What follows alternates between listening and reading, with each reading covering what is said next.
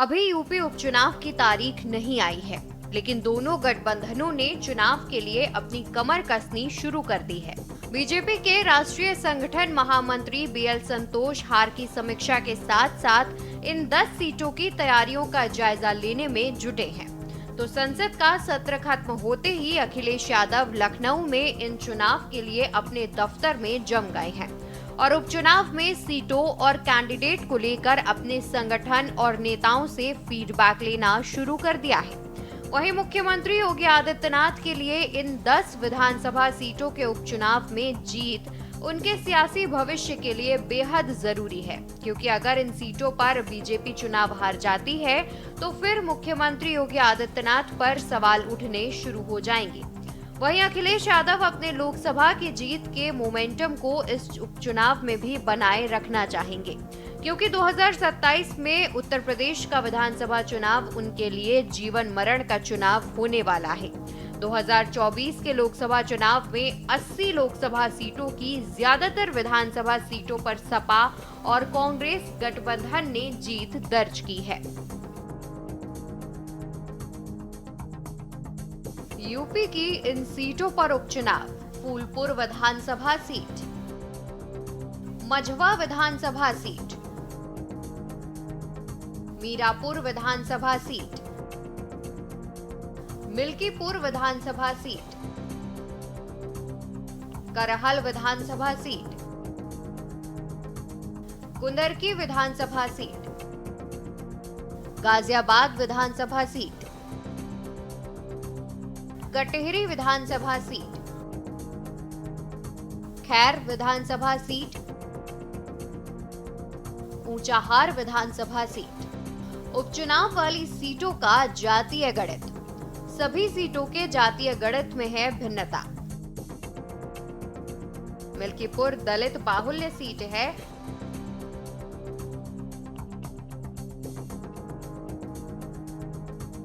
करहल विधानसभा क्षेत्र में यादव आबादी की बहुलता। गाजियाबाद शहरी सीट बीजेपी के लिए अपेक्षाकृत आसान। फूलपुर में पटेल मतदाता अधिक। मीरापुर विधानसभा क्षेत्र में नतीजे तय करते हैं जाट, गुज्जर व मुस्लिम मतदाता। 15 मंत्रियों को प्रत्याशी चयन की जिम्मेदारी। मुख्यमंत्री योगी आदित्यनाथ ने अपने 15 मंत्रियों को बुलाकर 10 विधानसभा सीटों पर होने वाले उपचुनाव के लिए प्रत्याशी चयन को लेकर एक टीम बना दी है। इसमें दो मंत्रियों को सभी 10 विधानसभा उपचुनाव के लिए प्रत्याशी चयन और जमीनी हालत की रिपोर्ट सीधे मुख्यमंत्री को देने के लिए कहा गया है। ऐसा लगता है कि इस बार मुख्यमंत्री योगी आदित्यनाथ इन उपचुनाव में प्रत्याशी चयन पर सीधा हस्तक्षेप करने के मूड में है। अमूमन मुख्यमंत्री योगी आदित्यनाथ प्रत्याशी चयन से खुद को दूर रखते हैं, लेकिन ये चुनाव उनके इकबाल को तय करेगा। इसलिए सीएम योगी इस चुनाव में अपनी ताकत झोंकने के पहले प्रत्याशियों को लेकर बेहद संजीदा दिखाई दे रहे हैं। इन मंत्रियों को सौंपी गई जिम्मेदारी: मिल्कीपुर सीट का जिम्मा मंत्री सूर्य प्रताप शाही और मयंकेश्वर शरण सिंह को, कटेहरी सीट के लिए मंत्री स्वतंत्र देव सिंह और आशीष पटेल को जिम्मा, सीसामऊ सीट पर सुरेश खन्ना व संजय निषाद, फूलपुर सीट की जिम्मेदारी मंत्री दयाशंकर सिंह और राकेश सचान को, मीरापुर सीट पर मंत्री अनिल कुमार और सोमेंद्र तोमर, कुंदरकी सीट के लिए धर्मपाल सिंह और जेपीएस राठौर को जिम्मा, मझवा सीट पर मंत्री अनिल राजभर,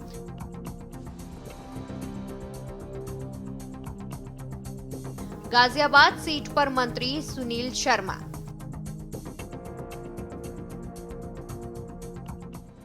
खैर सीट पर लक्ष्मी नारायण चौधरी,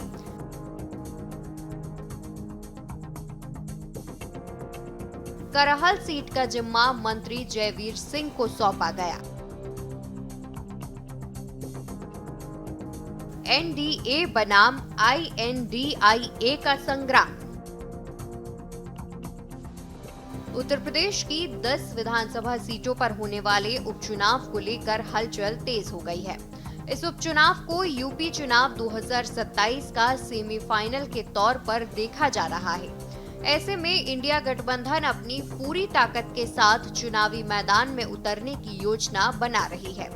वहीं सीएम योगी आदित्यनाथ इस उपचुनाव को प्रतिष्ठा से जोड़कर देख रहे हैं। इसलिए भारतीय जनता पार्टी सभी 10 सीटों पर जीत की रणनीति तैयार कर रही है।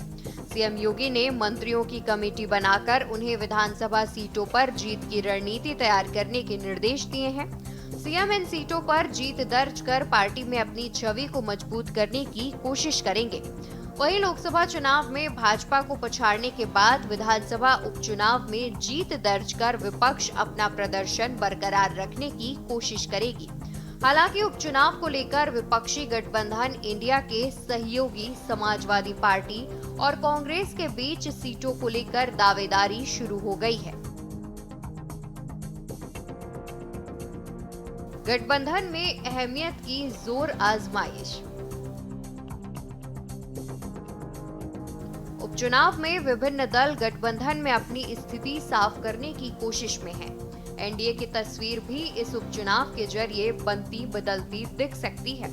एक तरफ राष्ट्रीय लोकदल अपने दावे कर रही है, वहीं अन्य सहयोगी दलों की भी दावेदारी है। दूसरी तरफ समाजवादी पार्टी और कांग्रेस आधी आधी सीटों पर चुनाव लड़ने की बात कर रही है। दरअसल यूपी में जिन 10 सीटों पर उपचुनाव हो रहा है उसमें 5 सीटें एनडीए के पाले में थी। वहीं 5 सीटों पर समाजवादी पार्टी का कब्जा था। कांग्रेस एनडीए के पाले वाली सभी 5 सीटों पर अपने दावे कर रही है। इस हिसाब से देखा जा रहा है कि विधानसभा चुनाव 2027 में कांग्रेस 403 में से 200 से अधिक सीटों पर दावेदारी पेश कर सकती है। यूपी उपचुनाव को लेकर इंडिया गठबंधन की बनाई जा रही तस्वीर और कांग्रेस के दावों को इसी नजरिए से देखा जा रहा है। हालांकि अखिलेश यादव इस फॉर्मूले पर राजी होते हैं या नहीं, ये देखने वाली बात होगी। समाजवादी पार्टी ने विधानसभा उपचुनाव में 10 में से 3 सीट तक देने की तैयारी की है। दरअसल यूपी के विधानसभा चुनाव में कांग्रेस और समाजवादी पार्टी 2017 में एक साथ चुनाव लड़ चुके हैं। उस समय समाजवादी पार्टी 311 और कांग्रेस 114 सीटों पर चुनावी मैदान में उतरी थी। अखिलेश यादव एक बार फिर वही फॉर्मूला लागू करने की कोशिश में है। यूपी में पक रही है खिचड़ी। वहीं यूपी की सत्ता बीजेपी के लिए सबसे अहम है। यही एक बड़ा कारण है कि बीजेपी लगातार बैठक कर रही है। सीएम योगी और बीजेपी की टॉप लीडरशिप के बीच यूपी को लेकर अहम बैठक हो रही है। सबके मन में एक ही सवाल है कि आखिर यूपी में क्या खिचड़ी पक रही है। खबरें आ रही हैं कि सीएम योगी आदित्यनाथ ने बीजेपी के लगभग सभी विधायकों से बात की है। वहीं डिप्टी सीएम केशव प्रसाद मौर्य भी दर्जनों विधायकों से मुलाकात कर चुके हैं। इन मुलाकातों का मकसद क्या है, इसका जवाब हर कोई तलाश रहा है। वहीं सियासी घमासान को लेकर विपक्ष लगातार बीजेपी पर निशाना साध रहा है। उधर अखिलेश यादव लगातार बीजेपी की डबल इंजन सरकार पर तंज कस रहे हैं। जिन 10 सीटों पर उपचुनाव होना है उनमें फूलपुर विधानसभा सीट भी शामिल है। यहाँ बीजेपी और सपा के बीच तगड़ा मुकाबला होने की उम्मीद है। हालांकि सत्तारूढ़ दल के पास कम से कम 40 ऐसे नेताओं की लिस्ट आई है जो यहाँ से चुनाव लड़ने के इच्छुक हैं। बीजेपी को यहाँ से कैंडिडेट का नाम तय करने में खासी मशक्कत करनी पड़ रही है। यहाँ से अब तक करीब 40 दावेदारों के नाम सामने आ चुके हैं। आने वाले दिनों में ये संख्या और बढ़ सकती है। अखिलेश को पीडीए फॉर्मूले से बड़ी उम्मीद। वहीं लोकसभा चुनाव नतीजों से उत्साहित समाजवादी पार्टी और इसके प्रमुख अखिलेश यादव का ध्यान पीडीए यानी पिछड़ा, दलित और अल्पसंख्यक के फॉर्मूले को आगे बढ़ाने पर है। वहीं सूबे की सत्ता पर काबिज भारतीय जनता पार्टी के सामने उपचुनावों में जीत के साथ साख बचाने की चुनौती होगी। इन उपचुनावों में दलित मतदाता का फैक्टर अहम साबित हो सकता है। बीजेपी और सपा दोनों ही दल दलित मतदाताओं को अपने पाले में करने की कोशिश में जुटे हैं। तो वहीं उपचुनाव से दूरी बनाए रखने वाली मायावती की अगुवाई वाली बहुजन समाज पार्टी भी इस बार उम्मीदवार उतारने की तैयारी में है। 10 सीटों पर होने हैं उपचुनाव। यूपी की 10 विधानसभा सीटों पर उपचुनाव होने हैं। इनमें कन्नौज से सांसद निर्वाचित होने के बाद सपा प्रमुख अखिलेश यादव के इस्तीफे से रिक्त हुई मैनपुरी जिले की करहल और फैजाबाद के सांसद अवधेश प्रसाद के इस्तीफे से रिक्त हुई मिल्कीपुर के साथ ही कटेहरी, कुंदरकी, गाजियाबाद, खैर विधानसभा सीट भी शामिल हैं। फूलपुर, मीरापुर, मझवा और सीसामऊ विधानसभा सीट के लिए भी उपचुनाव होने हैं। जिन 10 सीटों पर उपचुनाव होने हैं उनमें से 5 सीटों पर 2022 के चुनाव में सपा के उम्मीदवार जीते थे। बीजेपी के पास 3, निषाद पार्टी के पास 1 और जयंत चौधरी की अगुवाई वाली राष्ट्रीय लोकदल के पास 1 सीट थी। उपचुनाव वाली सीटों पर क्या होंगे मुद्दे? विकास और स्थानीय समस्याओं के साथ ही उपचुनाव में संविधान और आरक्षण का मुद्दा भी छाए रहने की संभावना है। लोकसभा चुनाव में 2019 की 62 सीटों के मुकाबले पार्टी के 29 सीटों के नुकसान के साथ 33 पर आने के पीछे बीजेपी के नेता भी संविधान और आरक्षण के मुद्दे पर विपक्ष की ओर से गढ़े गए नैरेटिव को मुख्य वजह मान रहे हैं। चुनाव नतीजों की समीक्षा करने लखनऊ पहुंचे संगठन महासचिव बीएल संतोष के साथ मीटिंग में भी दलित और ओबीसी वर्ग से आने वाले नेताओं ने ये मुद्दा उठाया था। बीजेपी नेताओं ने बीएल संतोष को ये बताया कि आउटसोर्सिंग में आरक्षण का न होना लोकसभा चुनाव में पार्टी की हार के पीछे बड़ी वजह है। दलित समाज इसे आरक्षण खत्म किए जाने की दिशा में पहला कदम मान बैठा है। विपक्ष संविधान को लेकर भी बीजेपी के खिलाफ नैरेटिव सेट करने में सफल रहा। पार्टी के नेता ये भी मान रहे हैं बीजेपी के सामने संविधान और आरक्षण के मोर्चे पर विपक्ष के नैरेटिव से निपटने की चुनौती भी होगी। योगी को दिखाना होगा दम। यूपी में बीजेपी की सीटें कम होने को लेकर उंगलियां सीएम योगी आदित्यनाथ की ओर भी उठी। योगी सरकार के कामकाज के तरीके पर सवाल उठे और ये भी कहा गया कि ब्रांड योगी की वैल्यू कम हुई है। हालांकि लोकसभा चुनाव के लिए उम्मीदवार चयन में सीएम योगी की सीधी भूमिका नहीं थी। सीएम योगी के पास उपचुनाव में अपनी सीटें बचाए रखते हुए विपक्ष की जीती सीट हासिल करना ये साबित करने का मौका है कि यूपी के जनमन पर उनकी छाप मध्यम नहीं पड़ी है। उपचुनाव में बीजेपी का प्रदर्शन अगर कमजोर रहा तो पार्टी के भीतर विरोध के स्वर और तेज हो सकते हैं। सीएम योगी को भी इस बात का अंदाजा होगा। किसकी ओर होगा दलित मतदाताओं का रुख? तो यूपी में दलित वर्ग मायावती की अगुवाई वाली बहुजन समाज पार्टी का कोर वोटर माना जाता रहा है। सूबे में करीब 20% आबादी दलित वर्ग की है और बसपा का वोट शेयर भी 19% के आसपास रहता है। लेकिन हाल ही के कुछ वर्षों में कुछ चुनावों में तस्वीरें बदली हैं। हाल के लोकसभा चुनाव की ही बात करें तो बसपा का वोट शेयर 19% से गिरकर 10% से भी नीचे चला गया। बसपा को लोकसभा चुनाव में 9% वोट मिले थे और पार्टी वोट शेयर के लिहाज से कांग्रेस के भी पीछे रही। बसपा का खाता भी नहीं खुला था। इसके उलट आजाद समाज पार्टी के प्रमुख चंद्रशेखर आजाद नगीना सीट से जीतकर संसद पहुंचने में सफल रहे। अब कहा यह जा रहा है कि दलितों का मोह मायावती की पार्टी से भंग हुआ है।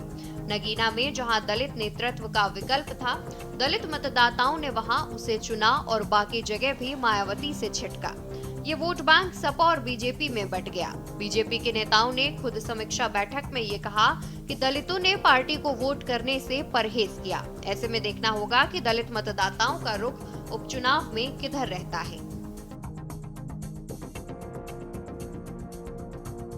क्या हिंदुत्व राष्ट्रवाद के मुद्दे पर लौटेगी बीजेपी? लोकसभा चुनाव से पहले बीजेपी सबका साथ सबका विकास के साथ सबका विश्वास की भी बात करती थी। चुनाव नतीजों के बाद पार्टी के नेताओं के बयानों से सबका विश्वास नदारद नजर आ रहा है। राम मंदिर और अयोध्या के जिक्र से भी पार्टी के नेता परहेज कर रहे हैं। ऐसे में सवाल यह है कि क्या उपचुनाव में पार्टी फिर से हिंदुत्व और राष्ट्रवाद के अपने कोर मुद्दे पर लौटेगी। वरिष्ठ पत्रकार डॉक्टर श्रीराम त्रिपाठी ने कहा कि उपचुनाव में वैसे भी सत्ताधारी दल को एज रहता है। ये उपचुनाव प्रदेश से जुड़े हैं, जहां सरकार की कमान पहले से ही हिंदुत्व के पोस्टर बॉय योगी आदित्यनाथ के हाथ में है। हिंदुत्व और राष्ट्रवाद भी बीजेपी की चुनावी रणनीति का हिस्सा होंगे, लेकिन पार्टी का जोर संविधान और आरक्षण को लेकर विपक्ष के नैरेटिव की काट करने पर अधिक होगा। राजनीतिक गलियारों में अटकलबाजी का दौर। वहीं उत्तर प्रदेश में सरकार और संगठन में बदलाव को लेकर राजनीतिक गलियारों में अटकलबाजी का दौर खत्म होने का नाम नहीं ले रहा है। जाहिर है कि इसके लिए भाजपा नेताओं की गतिविधियां ही अधिक उत्तरदायी हैं। ऐसा लगता है कि लखनऊ से लेकर दिल्ली तक किसी को भी पार्टी की चिंता नहीं है। सभी अपने व्यक्तिगत हित के लिए पार्टी को ताक पर रख दिए हैं। पार्टी ये समझ नहीं पा रही है कि उत्तर प्रदेश में नेतृत्व परिवर्तन की चर्चा गर्म रहती है तो इसका सीधा असर आगामी उपचुनावों में देखने को मिल सकता है। जिस तरह लोकसभा चुनावों के बाद कार्यकर्ताओं का मोरल गिरा, उसका प्रभाव 2027 विधानसभा चुनावों तक में दिख सकता है। यदि उत्तर प्रदेश में लोकसभा चुनावों में भाजपा 33 सीटों पर ही सिमट गई तो इसके लिए केवल राज्य सरकार को दोष देना सही नहीं है। लोकसभा चुनाव की हार की समीक्षा के लिए बनी कमेटी ने जो रिपोर्ट दी है, उसमें भी सरकार और संगठन दोनों को जिम्मेदार ठहराया गया है। खास बैठकों से दोनों डिप्टी सीएम रहे गायब। बता दें कि सीएम आवास पर हुई बैठक में दो लोग जो सीएम के बाद सबसे महत्वपूर्ण हैं, वो गैर हाजिर रहे। अगर इस अवसर पर डिप्टी सीएम केशव प्रसाद मौर्य और ब्रजेश पाठक उपस्थित होते तो केशव प्रसाद मौर्य ने बीजेपी कार्य समिति की बैठक के दौरान जो बातें कही थी उसे गंभीरता से लिया जाता। सीएम के घर पर महत्वपूर्ण बैठक में उपस्थित न होने से सीधा ये संदेश गया कि बीजेपी कार्य समिति की बैठक में जो सरकार और संगठन के बारे में बातें कही गईं, वो केवल कुर्सी की लड़ाई के चलते थी। हालांकि इससे पहले भी दोनों डिप्टी सीएम मुख्यमंत्री की बैठकों से खुद को अक्सर दूर ही रखे थे, पर खास मौकों पर दुनिया को दिखाने के लिए ही सही उन लोगों को बैठक में उपस्थित होना चाहिए था। कार्य समिति की बैठक में मौर्य ने ऐसी टिप्पणियां की थी जिन्हें सीएम पर परोक्ष हमले के रूप में देखा गया था, जिसमें कहा गया कि वो पार्टी कार्यकर्ताओं की अनदेखी कर रहे हैं और नौकरशाही के माध्यम से राज्य चला रहे हैं। पूरे प्रदेश के लोगों में संदेश गया कि सरकार में एका नहीं है। दोनों डिप्टी सीएम प्रदेश के मुख्यमंत्री में भरोसा नहीं कर रहे हैं। इसका मतलब है कि ऊपर से इन दोनों पर किसी का हाथ है। जाहिर है कि इस तरह के संदेश से सरकार का इकबाल कमजोर होता है, अधिकारियों और जनता का भरोसा भी कम होता है। उपचुनावों में कांग्रेस के लिए क्या? यूपी की 10 सीटों का उपचुनाव कांग्रेस के नजरिए से भी अहम है। उपचुनावों को सपा कांग्रेस गठबंधन के भविष्य के लिहाज से भी अहम माना जा रहा है। कांग्रेस के किसी सीट से उम्मीदवार उतारने की संभावनाएं कम ही हैं, लेकिन माना जा रहा है कि पार्टी की कोशिश होगी कि उपचुनावों के बहाने यूपी के 2 लड़कों की जोड़ी और मजबूत हो, इंडिया ब्लॉक के वोट बेस का और विस्तार हो।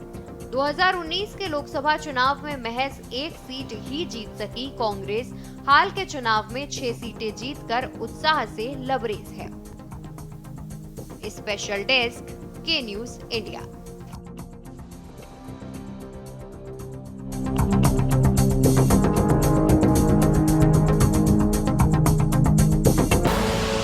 आप देख रहे हैं के न्यूज, खबरों का सारथी।